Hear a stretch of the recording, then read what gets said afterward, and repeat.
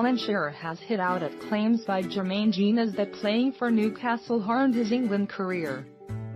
Jenas spent 3 years at St James Park where he was crowned the PFA Young Player of the Year in 2003 and was part of the side that spent a season in the Champions League. The former midfielder was capped 21 times at international level but concedes he failed to achieve what he wanted to.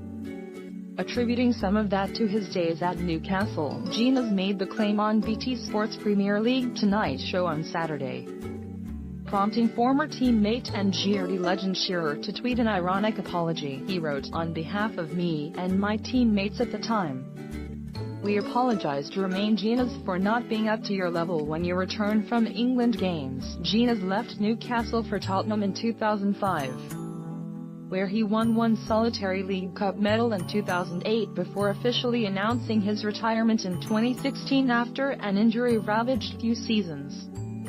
He said on the show, "Don't get me wrong, I'm not bitter about it. I do live with some regrets. I didn't achieve what I set out to achieve in the game, which never sits well with you as a professional. I didn't achieve what I set out to achieve. I don't blame anybody.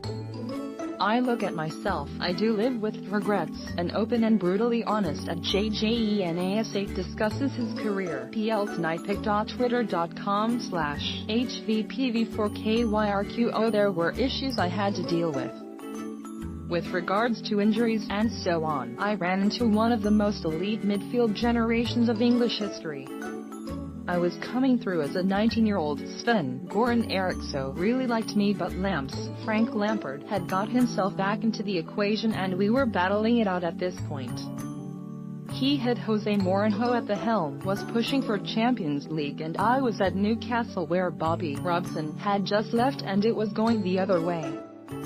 But what it always boils down to is yourself. There were moments during my career where I didn't do enough to get to the heights. He believes Newcastle's standards failed to replicate England's, where he believes he was able to reach a higher level. I felt when I was with England, you could feel the winners in the dressing room. We never performed really well as a team. Too many individuals and not enough of us together, but I felt when I came back from England my levels went up and I could feel them almost dwindle as the weeks went on.